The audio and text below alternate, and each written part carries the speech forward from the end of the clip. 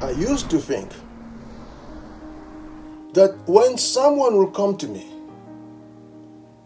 and say, this particular idea out there that one has implemented, I had the same idea. I had the same business idea. I used to look at them and simply say to myself, I don't believe you. Because I kept saying to myself, how is it possible that such a brilliant business idea will have come to you and you will have simply discarded the whole thing and moved on as if it was no big deal? But with time, I have come to realize that some of them weren't telling the truth. That indeed, the idea came to them.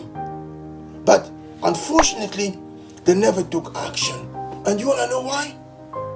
I come to realize it was because of something key called the fear of failure. And that's the elephant in the room I would like to address with you today. Alright? You don't want to miss this one. Dimitri here. Let's get right into it.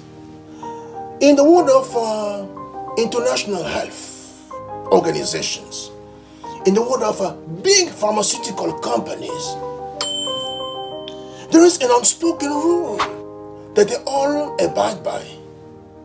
It's the 10-90-90-10 rule, which simply stipulates that about 90% of the effort is focused on 10% of the diseases out there that are being experienced in the wealthy countries. And 90% of the diseases out there in emerging countries, emerging economy, I don't want to say poor countries, are acknowledged, but nobody's paying attention to them. They're giving them basically 10% or sometimes zero attention because they say to themselves, what's the point? We didn't go to school to study all this big thing and spend so much money to get into business to do charity. We got into this business to make big bucks. So where's the big buck that we're looking for? It is in the rich countries. If I can focus on 10% of the diseases out there within this country, if I can find a cure, I can manufacture a cure, I'm going to be making lots of money. But if I can find a cure for all the diseases that people are experiencing in these emerging countries / poor countries, even if I put the cure together, I go market the cure to them, they're going to say to me, yeah, but it's way too expensive, we're not going to buy it. And it's going to result into big, lengthy back and forth until we can find a compromise. So it's not worth my time. And before you start saying, oh my goodness, these people are evil, let me just switch back and simply turn the mirror back onto you. My friend, do you know that the same rule applies to most of us? We're going to look at 90% of our dreams. We're simply going to discard them because we say, too much risk. I'm simply going to focus on the 10% of the things I see in front of me because these things seems readily accessible because they excite me. My dopamine is basically served. But if I go to work for somebody else, it's easier. Everything is set. They give me benefits. They pay me basically every 2 weeks or once a week, and basically my life is set. So I am set for the rest of my life. But if I start focusing on these dreams over there, 90% of the dreams is gonna lead me to a place where my cortisol level are going to go up and I'm gonna become stressed, and I don't want that. So let me just park all these ideas and start working for somebody else. You too are guilty of the same thing. You're only focusing on the rich returns you can get from certain things right away and discarding the other things that basically we're going to require for you to work and take a risk. Having said that, I know that most of us are experiencing the fear of failure because of the fact that we've tried in the past. It didn't go well. We were pregnant in the past. We were hopeful. We did everything by the book. But unfortunately, we lost the pregnancy. So you come to a place of apathy. A place where you simply want to numb certain expectations.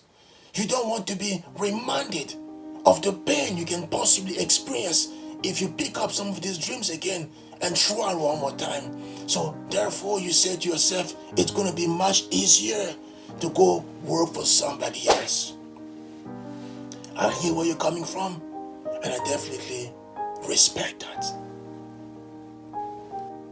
Here's the one thing I'm just going to put on the table for you to consider. Life is a risk. It's a big risk. If you don't take risk, you're going to be like these people who reach the end of the road and realize that some of the ideas that they discarded in the past had great potential and could have actually been actualized. And as a matter of fact, they're going to look around and say that, oh my goodness, so-and-so had executed and delivered on this particular business idea, but I had the same idea. And that's basically how life is going to look at you and smile. Let me just give you another point to consider. In this society, many people are guilty of one key thing: consuming. We consume data after data. We consume information after information. We consume podcast after podcast. We consume video after video. We consume book after book.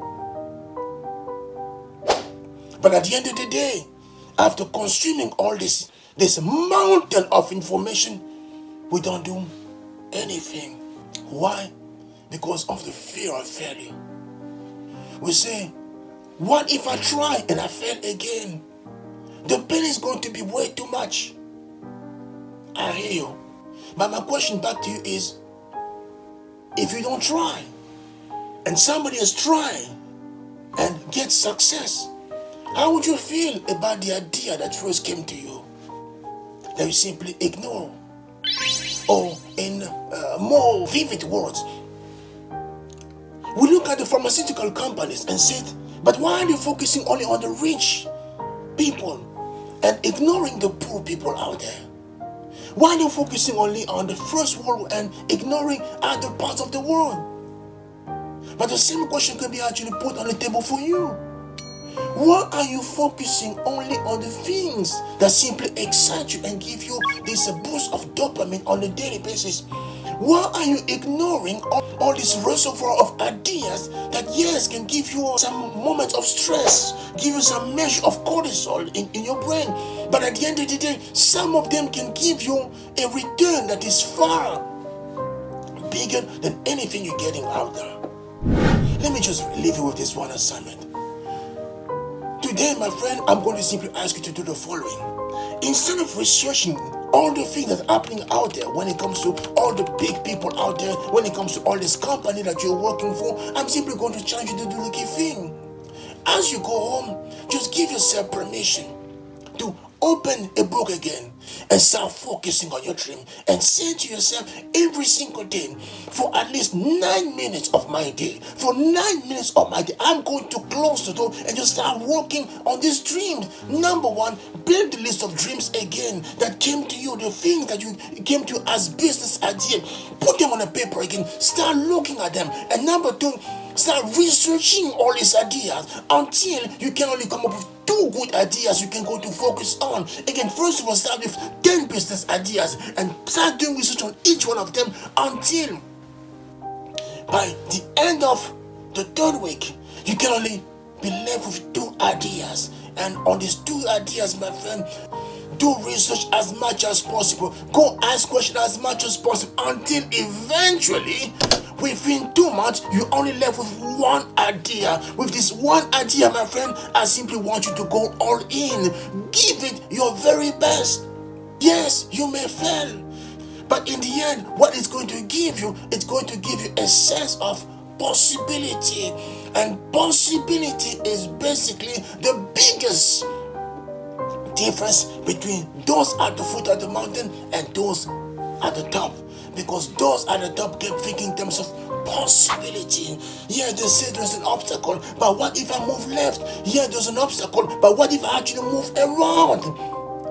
And because they're focusing on possibilities, more possibilities are simply being uncovered and right in front of them. And that's the same mentality you're going to eventually uncover. And once that switch is actually flipped in your mind, my friend, you're going to go on and simply amaze yourself when it comes to the things you can achieve. Do your very best. Even if you fail, it's okay. At least it will do one key thing to you. The benefit will simply the benefit of the switch that will be simply flipped on. And once that is on, my friend, sky is going to become the limit. All right, much love, take good care, I'm out.